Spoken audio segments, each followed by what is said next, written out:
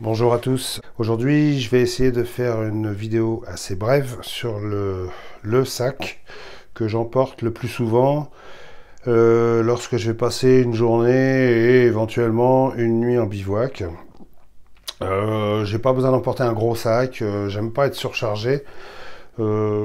J'estime que pour une nuit, il me faut un petit sac de 20-25 litres, facile à porter, assez discret et plutôt bien foutu, et j'ai trouvé le sac idéal. J'ai choisi le Maxpedition modèle Pygmy. Ce sac officiellement fait 20 litres. Moi je dirais qu'il en fait un petit peu plus. Je pense qu'il doit faire 25 litres.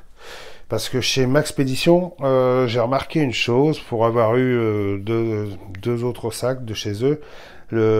Quand ils annoncent une certaine contenance, une capacité de contenance, ça prend pas en compte toutes les poches annexes. Ça prend en compte surtout la poche principale. Voilà. Donc je pense que celui-ci fait 20 litres effectivement sur la poche principale, mais pas du tout sur la poche annexe. Alors, bon, pour le décrire, donc c'est un petit sac. Et ce que j'ai bien aimé dans sa conception, c'est que il a une partie, c'est-à-dire que la poche avant ne descend pas jusqu'en bas. Et donc il a ici en bas un élastique qui permet d'y fixer ce qu'on veut, hein. Pouvoir rapidement attraper un poncho, ou un kawaii ou n'importe quoi quand il pleut, ou alors même y glisser un sandwich, ou je sais pas moi, vous ramassez un peu de bois, vous pouvez, voilà, enfin bref, un Shemag, n'importe quoi. Moi j'y mets un tarp. Ce tarp, c'est le grand classique de chez Decathlon. Je le trouve excellent. Il est fourni avec ses cordelettes. Je vois pas pourquoi j'irais m'emmerder. Évidemment, j'ai toujours une réserve de paracord dans le sac, mais bon, le tarp avec ses cordelettes déjà toutes prêtes à utiliser. Parfois, j'emmène les piquets qui sont fournis avec. J'ai une ou deux sardines à l'intérieur qui me servent également pour les réchauds. Et puis voilà, quoi. J'ai un grand tarp. L'avantage de ce tarp, en fait, c'est que il est assez grand. Et ça permet d'avoir plusieurs combinaisons.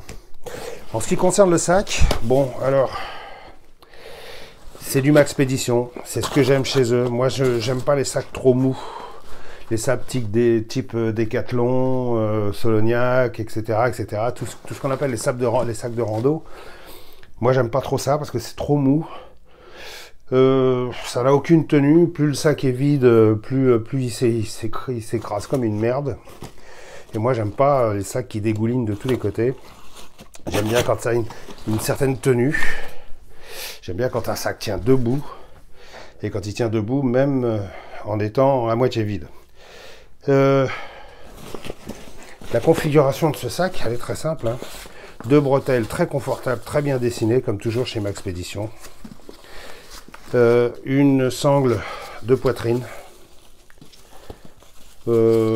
amplement suffisante, vraiment super bien foutu les sangles de poitrine chez eux, avec un petit système d'élastique vraiment bien foutu. Pas de sangle ventrale, j'aime pas ça. Ça c'était aussi mon choix. Les sangles ventrales, ça me gonfle au plus haut point. C'est vrai qu'on trouve ça beaucoup sur les sacs d'assaut. Celui-ci est considéré comme un sac d'assaut, hein, puisque son nom c'est le Pygmy Pack Assaut ou quelque chose comme ça, je sais plus trop. Et surtout, il a un gros avantage, très gros avantage, hormis les élastiques là sur le bas. Il a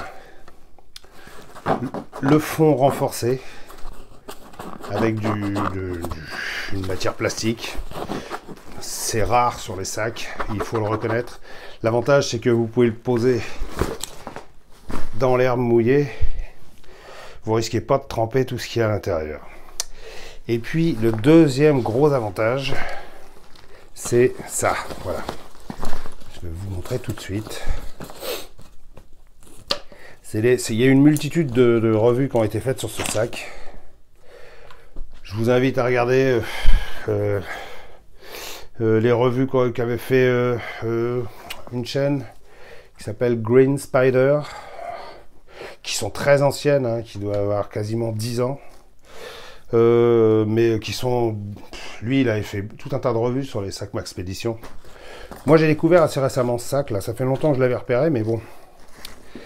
Voilà. Moi, pour moi, l'avantage de ce sac, c'est qu'il a deux grandes poches en mèche sur le côté, qu'on peut escamoter en les resserrant. Voilà. Dans lesquelles on peut mettre ce qu'on veut, qui sont très solides et qui permettent de contenir extrêmement facilement une Nalgene avec son gobelet au fond si on le désire. Voilà. Et ça, vous risquez pas de la perdre parce qu'avec le système de serrage,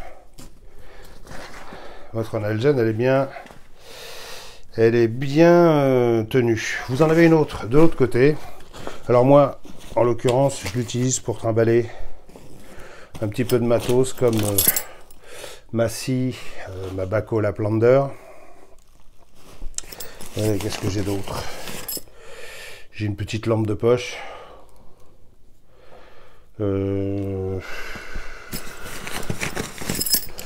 Rien pour l'instant. J'ai toujours ma petite cuillère, une petite cuillère de chez CRKT là avec moi. Je trouve ça vraiment super pratique. Et puis vous avez des passants molly ici, au-dessus. Alors ça vous permet, moi par exemple, quand j'emporte un grand couteau, je fixe le grand couteau à l'extérieur, comme ça, et je fais venir le bas à l'intérieur de la poche. Comme ça, c'est assez discret, on le voit pas trop, et je l'ai toujours à portée de la main. Là, en l'occurrence, je vais m'asseoir parce que là, en l'occurrence, j'ai accroché une petite paire de jumelles qui sont pas de super bonne qualité, qui grossissent 8 fois, mais qui sont amplement suffisantes quand vous êtes dans la forêt. De toute façon, vous pouvez pas regarder très loin parce qu'il y a des arbres partout. Par contre, c'est très pratique pour observer les animaux et puis ou observer des éventuels casse-couilles qui pourraient venir vous déranger dans votre séance de méditation. Je rigole, hein. Je suis pas du genre à méditer, mais bon. Bon, alors, passage en revue de ce sac. Donc les bretelles, je vous les ai montrées. Ça, j'accroche toujours une petite, là, c'est une petite boussole qui fait loupe, qui fait thermomètre et qui fait siffler. C'est un truc que vous achetez 3 € ou 4 € chez Decathlon. Ouais, la boussole, elle a plutôt l'air pas mal. Bon, j'en ai quand même une seconde à l'intérieur. Hein. Ceci... Alors ça, ce sont des petites choses qu'on a, qui sont évidemment de conception américaine à la base, qu'on trouve sur des sites chinois. Je me souviens plus comment ça s'appelle. C'est des petits couteaux comme ceci. Comment dire, qui coupent que dalle. Il y a une petite partie de lampe dentelée. Je sais pas si vous allez voir. Il y a une petite partie de lame dentelée. On peut les affûter. À la base, quand on les reçoit, ça coupe à peine. Moi, j'ai passé des heures à les affûter. Mais ce qu'il y a surtout, c'est extrêmement solide. Je vais vous montrer ça quand même de plus près. Ça coûte, allez, 4 €. 3 à 4 €. J'en ai commandé plusieurs. J'en ai installé sur tous mes sacs, en fait. J'en ai en noir, en couleur tan, en couleur vert armé, etc., etc. La qualité de fabrication est très égale. Il y a du grip ici sur le côté. Ça coupe, ça tranche, mais c'est surtout super épais. Quand vous avez une petite chose à couper sur laquelle forcer, ça peut faire un bon petit pied de biche comme ça, c'est super solide, ça casse pas, c'est quasiment incassable. Vous pouvez le porter en tour de cou parce que je vais vous en montrer un autre. Je vais pas désosser celui-ci. Je vais vous en montrer un autre. En fait, ça s'appelle un Web Dominator. Quel drôle de nom, hein. Pourquoi pas libellule ou papillon. Qu'est-ce que je raconte, moi. Bon, voilà comment c'est foutu. Ça, celui-ci, il est couleur tan. Vous avez donc un petit support avec deux petits clips de chaque côté. J'aurais pu faire une revue directement sur ce petit machin. J'en estimais pas vraiment l'utilité. Voilà, vous avez deux clips comme ceci. Et puis, vous avez le petit étui. Alors, c'est un système, il n'y a pas de lock. Si, il y a deux petits tétons à l'intérieur qui permettent de tenir la lame fixée. Vous pouvez le porter en tour de cou. Plutôt pratique, hein, pour quelqu'un qui a besoin d'avoir un porte-clés ou un truc, qui a besoin d'avoir quelque chose de solide sur lequel forcer.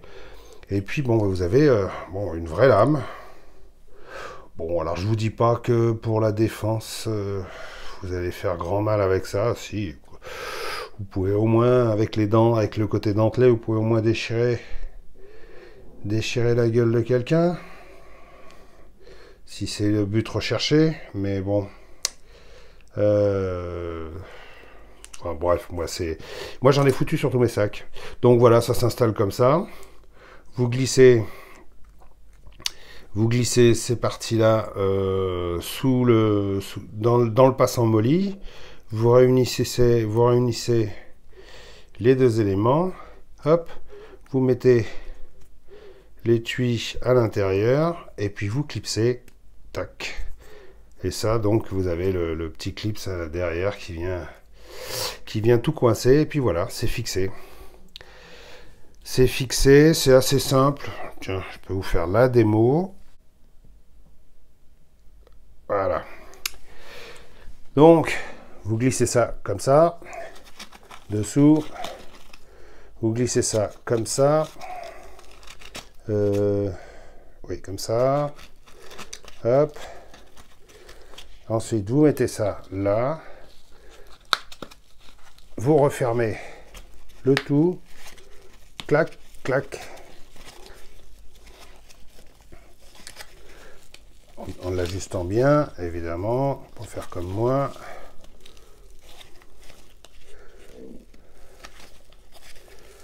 Ah, faut peut-être le rentrer droit aussi. Quoique c'est que j'ai fait comme bêtise. C'est un petit peu chiant à mettre en place au début. Voilà. Je le mets bien dans le bon sens, oui. Hein. Oui. Voilà. Et puis, on resserre, on le clipse, et voilà. C'est fixé. Et c'est plutôt bien fixé. Et ensuite, ben voilà. Pas mal, hein? Et ça, je vous dis, bon, les versions américaines, ça coûte... je sais pas exactement combien ça coûte. Mais bon, ça coûte 4 balles sur AliExpress, je crois. Bon, pour en revenir au sac, alors, pour vous montrer, super qualité, vraiment comme toujours Maxpédition, c'est du 1050 deniers, c'est ce que j'aime chez eux, quoi, c'est qu'ils utilisent toujours ce type de toile, 1050 deniers, ça donne un sac, une vraie carapace, quoi. Vous le sentez tout de suite quand vous tapez dessus. Hein. Vous avez un seul serrage en V central. Vous avez... Alors moi j'ai mis ce qu'on appelle des green lock. Hein. Ici, c'est très pratique aussi. Bon, évidemment, tout ça c'est des trucs qu'utilisent les militaires. qui sont repris par les bivouaqueurs, les randonneurs, les bushcrafters. Très pratique les green lock. Vous pouvez accrocher ce que vous voulez après. C'est un genre de mousqueton, mais qui reste en fixe, comment dire, sur la passe en molly. Et puis voilà. Bon, j'ai mon petit bracelet de survie, pareil, de chez AliExpress, avec le petit Fire Steel qui va bien ici, la petite boussole, le petit sifflet et puis le petit grattoir. Tout ça, ça coûte 4 €. Mousqueton Night Eyes. Les jumelles, j'ai montré. Bon, alors maintenant pour l'intérieur, bon, je vais pas tout vous déballer, hein, tout ce que j'ai. J'ai mon petit réchaud S-Beat. J'ai un Fire Steel d'excellente qualité. Pas besoin de se faire chier et acheter comment on appelle ça, j'ai oublié le nom. Light My Fire. Vous achetez ça 30 centimes ou 40 centimes sur AliExpress. Ils sont de très bonne qualité. Vous en avez toutes les tailles, percées. Ah, tiens, j'ai un tampon, ça c'est quand j'ai mes règles. Qu'est-ce que j'ai d'autre? Bon, j'ai une partie de mon équipement qui est un petit peu, comment dire, partagée avec la besace que j'emmène quand je vais faire des petites balades à l'après-midi. Vous avez ici une grande poche avec une bonne contenance. Avec, qu'est-ce que j'ai là-dedans? Ah oui, j'ai une frontale. Voilà. Ça c'est quoi? Ah oui, ça c'est un système qui me permet de porter ma lampe. J'avais fait une revue sur cette lampe là. C'est une lampe, un modèle, la marque Convoy, qui se vend que sur les sites chinois. Ça coûte 9 €. Ça fait 1000 lumens. C'est vraiment bah bref. Et 9 €. Je vous le conseille. Bon, son étui c'est vendu à part. Ça coûte 2,50 €. Et puis donc ça, oui, ça c'est un cerceau que je trouve assez intéressant. Je trouve ça assez intéressant parce que ça permet... Oh, je sens que je vais encore faire une vidéo trop longue là. Ça permet de porter... Je vous ferai pas comment dire, je me prendrai pas en photo avec ça sur la tronche, étant donné que j'ai pas envie de montrer ma tronche. Mais bon, vous allez vite comprendre le principe. Voilà. Vous avez... C'est un système tout en élastique qui vous permet de porter votre lampe en mode frontal de façon très intelligente, parce que là vous pouvez la porter sur la tête. Alors là, vous avez la tête que vous mettez à l'intérieur, et puis vous l'avez donc dans l'axe du front. Et puis, vous pouvez également la porter... En fait, vous pouvez en porter 3. Vous pouvez en porter une sur le sommet de la tête. Et vous pouvez en porter 2 sur le côté. Toujours avec l'aide de ces élastiques-là. Et c'est carrément bien parce que, bon, évidemment, ça fonctionne sur ce modèle de lampe. Mais sur toutes les autres lampes qui ont plus ou moins le même diamètre, les Phoenix, les Nikkor, etc., ça fonctionne aussi très bien. Et ça coûte, j'ai dû payer ça, allez, 8 €, 8 €, je me souviens plus trop. Mais carrément, c'est bien, quoi. Pourquoi se faire chier avec une lampe frontale quand on a une bonne lampe qu'on peut porter, voire plusieurs, parce que si vous en avez 2 ou 3, vous en mettez une de chaque côté de la tête, et ben, je peux vous assurer que là, ça envoie du bois. 2 lampes de 1000 lumens comme ça. En plus, celle-ci, elle diffuse assez large. Elle diffuse assez large, elles n'ont pas un point chaud très serré comme les Phoenix. Donc c'est très pratique pour les randos en forêt. Bref, ça, c'était la lampe. Qu'est-ce que j'ai d'autre? Bon, alors oui, là j'ai mon petit... Qu'est-ce que j'ai là? C'est mon kit feu, ça? Ah non, c'est mon kit purification d'eau. Purification d'eau avec le filtre machin truc. Des allumettes étanches. Toujours un petit tampon en cas de règle. Un briquet chalumeau. D'ailleurs qu'il faut que je recharge. Voilà quoi, ça c'est bon. Et puis un peu de paracorde dans une petite trousse que j'avais déjà montré de chez de chez Soloniac, chez Decathlon. Très bien cette petite trousse, honnêtement très bien. Elle sert à beaucoup de monde. Tout le monde en est content. C'est incroyable, ça coûte 6 € je crois, et ça vaut, ouais, bref. Qu'est-ce que j'ai d'autre là-dedans? J'ai rien. Alors ici vous avez des petits rangements. Je vais vous faire un petit zoom, vite fait. Voilà. Ici vous avez des petits rangements avec petite poche, enfin grande poche à l'arrière. Dans laquelle je mets mon réchaud, mon petit réchaud à bois, ma DC4, pierre de chez Folkniven, que je vous conseille à tous ceux qui veulent une pierre qui va les dépanner en toutes circonstances. La DC4, bon bah c'est une référence. Hein. Évidemment, c'est pas la super pierre japonaise qui va vous permettre d'avoir un affûtage rasoir, mais ça vous servira. Des batteries de rechange, toujours. Et puis quoi d'autre? Je sais pas. Bref. Alors, ici, j'ai encore une lampe. Ça, ce sont des lampes que j'ai achetées sur Amazon qui coûtaient 2,99 €. Alors je voulais voir, j'en avais commandé une d'abord, et puis j'ai remarqué, bon évidemment c'est de l'aluminium, l'optique c'est pas du verre, c'est du plastique. Par contre, elle fonctionne avec 3 batteries format 3A, ou 2, je sais plus, ouais 2.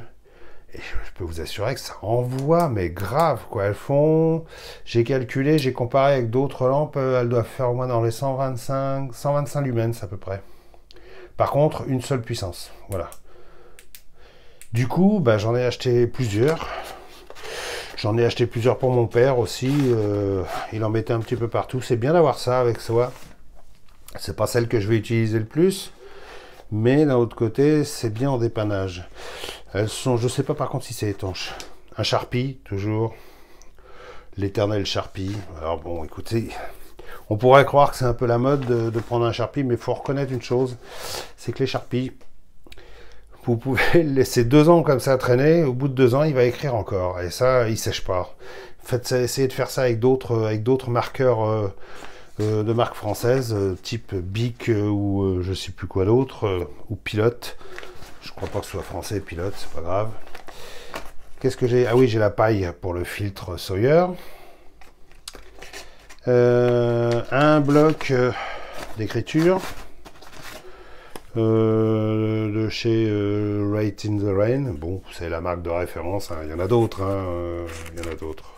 L'avantage, c'est que c'est du papier sur lequel on peut écrire sous la pluie. Enfin, tout est relatif. Hein. C'est entre parenthèses, hein, quand même. Bon, bref. Sinon, qu'est-ce qu'on a d'autre? Voilà. Bah, dans cette poche-là, il n'y a plus rien.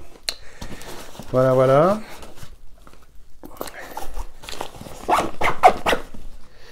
La visite continue. Alors, la grande poche.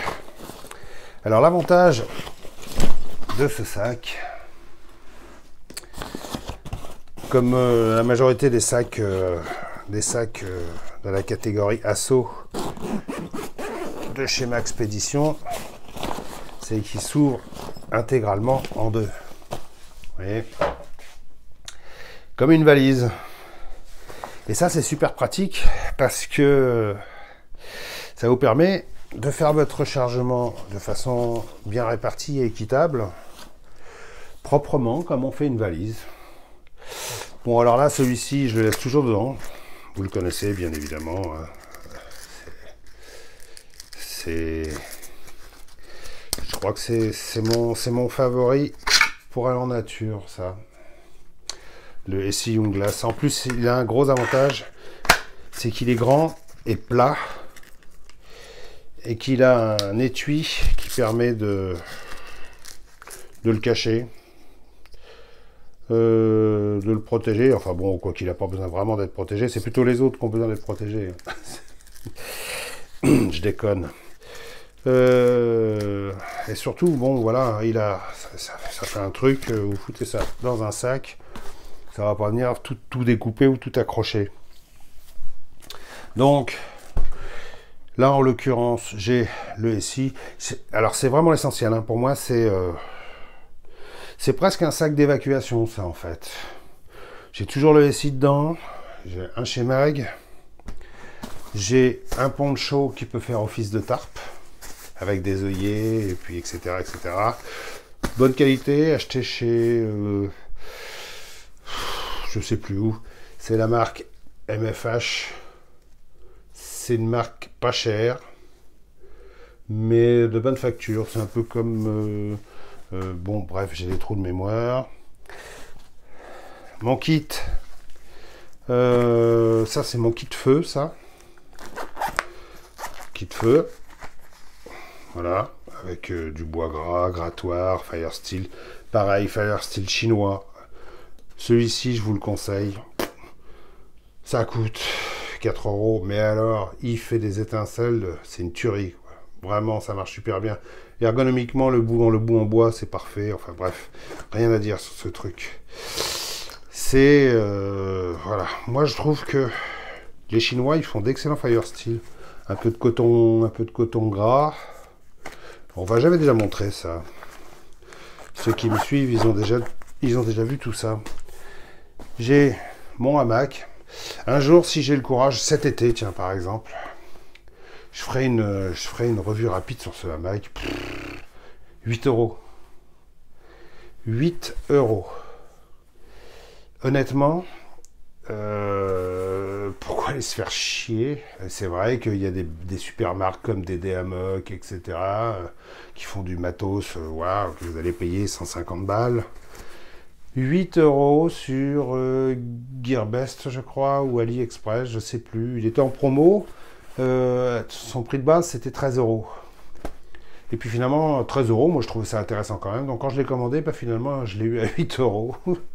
Non, 5 €, qu'est-ce que je raconte? 5 €. Je suis tombé pile poil entre le moment où j'ai cliqué pour faire la commande et le moment où la commande a été prise en compte. Boum, il y a eu une promotion, je me suis retrouvé avec le hamac à 5 €. Et c'est un double place, et c'est de la vraie toile parachute. Et il est fourni, merde, et il est fourni, merde, et il est fourni, merde, et il est fourni, merde. Et il est fourni avec ses cordes et puis ses crochets. Voilà, tout simple, hein, mousqueton, métallique, etc. Ça, très bien ça. Ça s'achète 1 €, 1,50 €. Sur les sites chinois, sur AliExpress, Gearbest, Amazon, un peu plus cher, toujours un peu plus cher Amazon. Bon, c'est super pratique. Hein, si vous avez envie de vous mettre à genoux quelque part, ça vous évite de vous flinguer les genoux. Et puis ça vous évite de vous mouiller le cul si vous asseyez dans la nature. C'est plutôt pas mal. Bon, ça pèse rien du tout. Et puis j'ai la popote, voilà, bon la popote, tout le monde la connaît celle-ci, hein. J'ai la Stanley à l'intérieur, le gobelet Tatonka.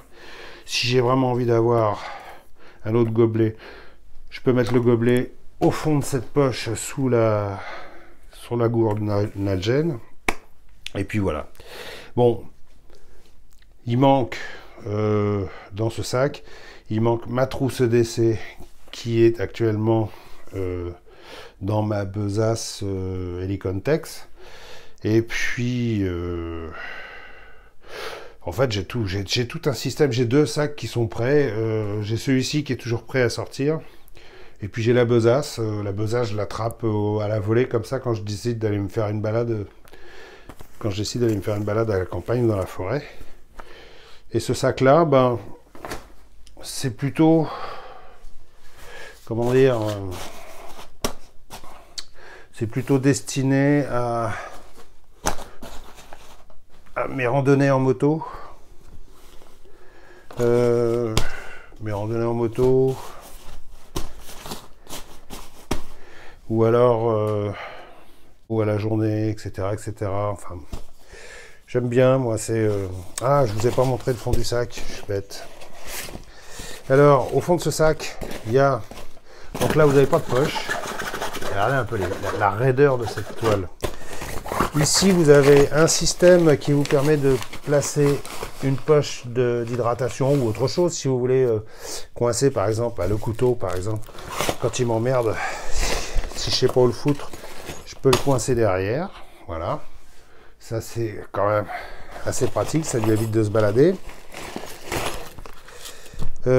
Sinon, vous pouvez mettre un truc comme ça, quoi, voilà. Vous pouvez même le partager en 2. Et puis, voilà, on fait un truc pour vous amortir le dos. Bref, je vais pas me faire chier. Vous avez également ici une petite poche. Et puis là, une poche avec un zip dans laquelle je mets une batterie de rechange. Pas très grosse, hein, petite capacité. Et une batterie de rechange pour ma lampe. Voilà. Voilà. Je pense que j'ai plus ou moins fait le tour. Donc on remet tout. Voilà, voilou. On va faire ça comme ça. On va faire ça, non, ça. L'avantage de ce sac là, c'est que, enfin, les sacs qui s'ouvrent comme ça entièrement, c'est que, bon, ben voilà, quand vous le préparez, vous avez tout sous les yeux, il n'y a rien à dire. Tout est impeccable. Voilà, voilà. Ensuite, vous refermez, vous mettez les zips chez Maxpédition, bon, comme toutes les marques américaines d'ailleurs, c'est des YKK. On peut dire ce qu'on veut, honnêtement, enfin, sans parti pris, sans quoi que ce soit. Je suis pas spécialement pro-américain, hein, mais il faut reconnaître une chose, c'est que les Américains, quand ils font quelque chose, ils font du super bon matos. Et on peut pas leur reprocher. Ils ont un cahier des charges qui est très strict. Et quand ils disent, quand on les entend dire partout, oui, les fermetures, c'est du YKK, donc c'est forcément bon. Eh ben oui, c'est forcément bon. Voilà, ça c'est... Et ça, j'ai pas honte de le dire. Quand vous voyez du YKK sur des équipements, vous pouvez être certain que ça va marcher impeccablement. Et ça moi j'ai des équipements, j'ai des vieux sacs qui sont équipés de YKK. Jamais j'ai eu de problème avec les zips. Jamais. Voilà. Alors. Tiens, j'ai oublié.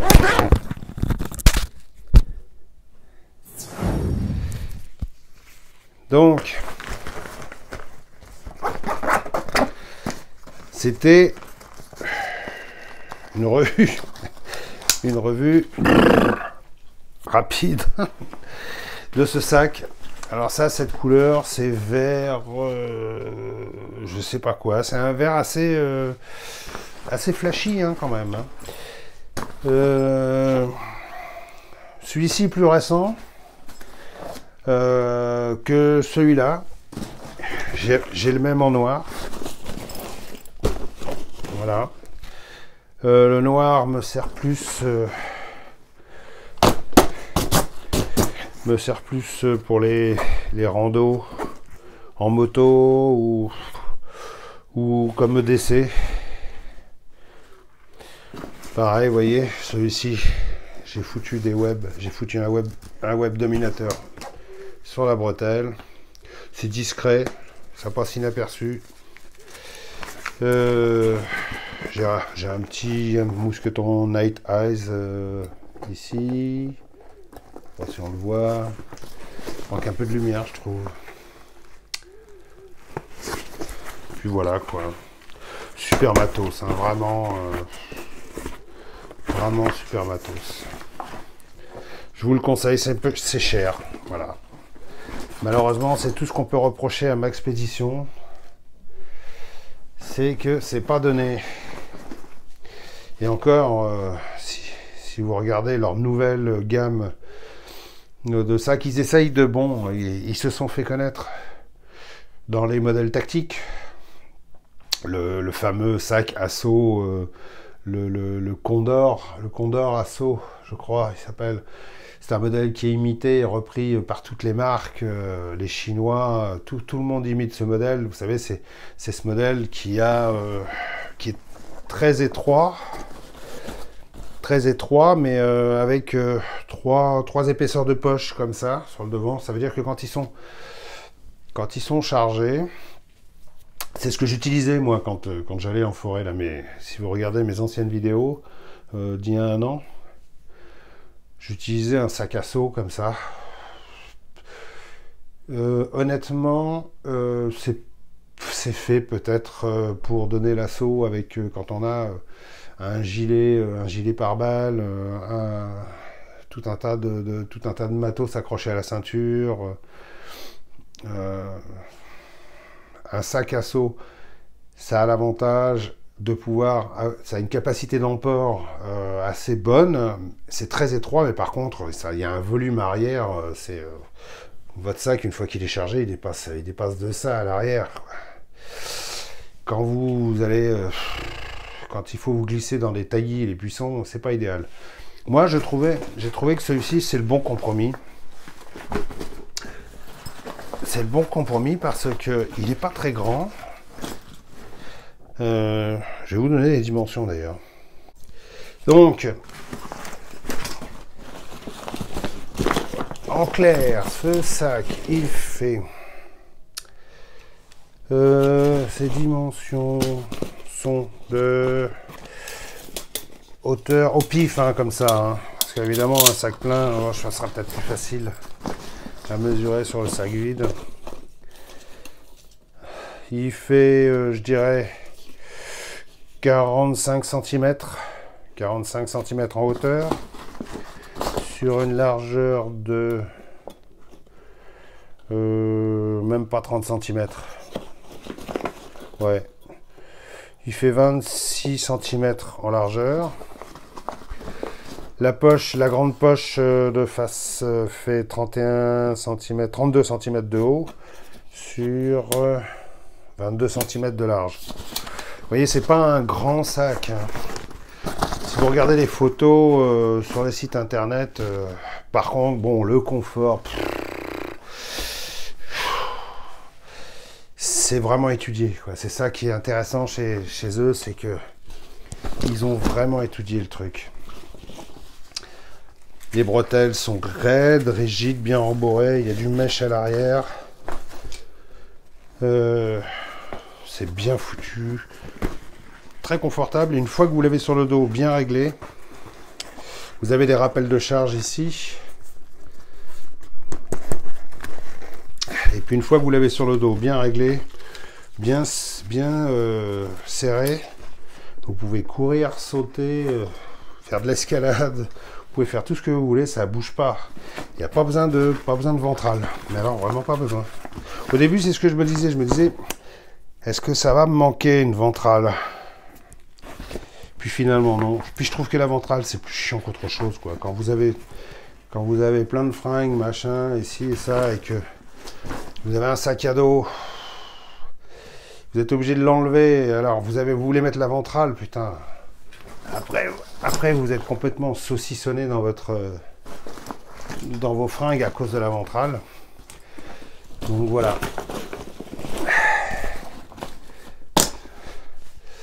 Voilà les amis. Bon, bah, j'ai été super long, je suis désolé, mais tant pis. Hein. C'est le Maxpedition Pygmy. C'est un grand classique de chez eux. Hein. Il existe depuis, je veux pas dire de conneries, mais il existe depuis au moins 15 ans. Quoi. C'est, faut regarder sur les vieilles vidéos. Ouais, il existe depuis longtemps. Hein. Mais pour moi, c'est un must, quoi, vraiment. Si vous regardez la nouvelle génération des sacs qu'ils font, les nouvelles séries qu'ils font, j'aime pas du tout. Ils essayent de rendre leur nouvelle collection un peu moins tactique et un peu plus urbaine, un peu plus passe-partout. Mais bon, bon, la qualité est toujours là. Hein. C'est toujours du 1050 deniers, c'est toujours solide, mais j'aime pas du tout. Quoi. Pour moi, il n'y a rien de plus simple que ça. Quoi. Des sangles et des passants molles un peu partout. Voilà. C'était une présentation du sac que j'emmène dans la journée. J'espère que vous n'êtes pas endormi. On se revoit bientôt. J'aurai peut-être quelques nouveautés. Sinon, ben voilà. Salut à tous. Au revoir. N'oubliez pas, gardez un sac toujours prêt. On ne sait jamais. Vous pouvez très bien avoir une fuite de gaz chez vous, une inondation, un tremblement de terre dans certaines régions. Ça existe, ça arrive. Puis moi j'ai toujours un sac prêt. Pourquoi? Parce que une fois j'ai eu un incendie dans mon immeuble. Les pompiers sont venus frapper. Pourtant c'était dans un appartement qui était à 5 étages au-dessus. Les pompiers sont venus frapper à ma porte en pleine nuit. Pas eu le temps. Ils m'ont dit dégagez, dégagez, dégagez. Je me suis retrouvé quasiment en slip. Sur le trottoir avec tous les autres habitants. Tout le monde était en pantoufles, voire certains pieds nus, d'autres voilà, chemise de nuit. Personne n'avait le temps d'attraper un vêtement. Et là, je me suis dit, heureusement, ils ont réussi à éteindre l'incendie. Heureusement. Mais c'est à ce moment-là que je me suis dit, putain, plus jamais je me retrouve démuni comme ça. Donc du coup, maintenant, j'ai toujours un sac prêt. Voilà.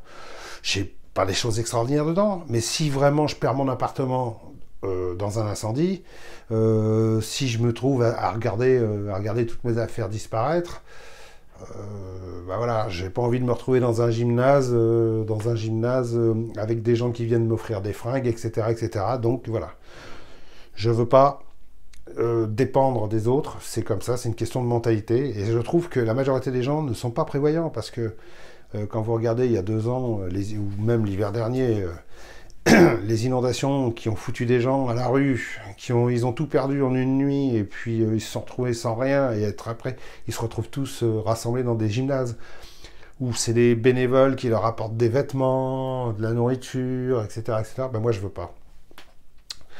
Je préfère essayer d'avoir mon minimum prêt, et puis voilà, au moins je m'éloigne un peu de la foule, et puis j'ai un petit peu de quoi bouffer, j'ai de quoi faire une popote, et puis voilà.